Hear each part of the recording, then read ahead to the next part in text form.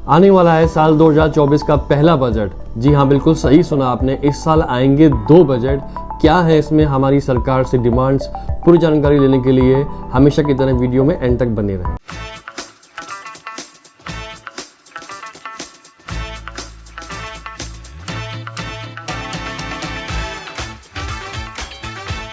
मैं हूं आपका दोस्त और होस्ट श्रेष्ठ गोदवानी। स्वागत करता हूं आपका अपने चैनल इन्वेस्ट नीति पे। क्योंकि इस साल 2024 है ये इलेक्शन ईयर का बजट, इसीलिए इस साल आएंगे 2 बजट। पहला बजट आएगा 1 फरवरी को। 1 फरवरी वाले बजट को कहा जाएगा इंटरिम बजट। दूसरा बजट जो मेन फाइनल बजट है वो आएगा जब सरकार इलेक्ट होकर नई सरकार आएगी, उसको पेश करना होगा। शुरू हो गई है 1 फरवरी 2024 को पेश होने वाले इंटरिम बजट की तैयारी। वित्त मंत्री जी ने बांट दिया है हलवा भी। आइए जानते हैं क्या है आम जनता की प्रमुख 10 मांगे अपने वित्त मंत्री से। सबसे पहली डिमांड जो है वो है कि बेसिक एग्जेम्पशन लिमिट, यानी कि वो इनकम जिसके ऊपर ही टैक्स लगेगा उसको बढ़ा के किया जाए कम से कम 5 लाख।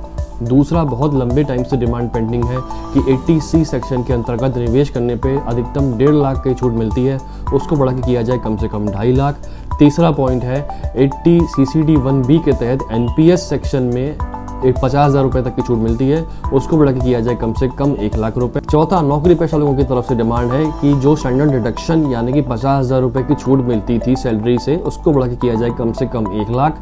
पांचवा, 80D यानी कि मेडिकल इंश्योरेंस में जो छूट मिलती है उसको भी बढ़ा के किया जाए कम से कम 1 लाख। छठे नंबर पे जो डबल टैक्सेशन डिविडेंड पे लगाया गया है उसको भी हटाया जाए।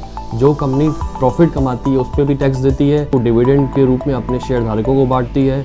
डिविडेंड प्राप्त होने पे शेयर धारकों को भी उस पर टैक्स देना पड़ता है। सातवां, लॉन्ग टर्म कैपिटल गेन जो पिछले बजट से इंट्रोड्यूस किया गया है। 1 लाख के ऊपर होने वाले लॉन्ग टर्म कैपिटल गेन को टैक्स लगाया जाता है 10% पे। इक्विटी शेयर्स या इक्विटी म्यूचुअल फंड्स को बेचने पे उसको पूरी तरह से समाप्त कर दिया जाए ताकि लोगों में रुचि जागे लंबे समय के लिए निवेशित रहने के लिए। आठवां, अगर कोई असेसी या इंडिविजुअल अपना मकान बेच रहा है तो उसकी once in a life time उसको कैपिटल गेन होने पे उसको एग्जम्पशन दिया जाए। नवा, बिलेटेड टैक्स फाइलिंग को थोड़ा सा इजी किया जाए। अगर कोई इंडिविजुअल या कोई असेसी 31 जुलाई तक अपनी रिटर्न फाइल नहीं कर पाया है तो उसके पास अंतिम जो सीमा होती है वो होती है 31 दिसंबर, पर वो रिटर्न बहुत कॉम्प्लेक्स होती है, उसको बहुत इजी किया जाए। 10th पॉइंट, HRA की डेफिनेशन में जो एग्जम्पशन निकाला जाता है उसमें इनकम टैक्स एक्ट के अनुसार सिर्फ 4 ही सिटीज़ जो है मेट्रो की डेफिनेशन में आती हैं, दिल्ली, मुंबई, चेन्नई, कोलकाता।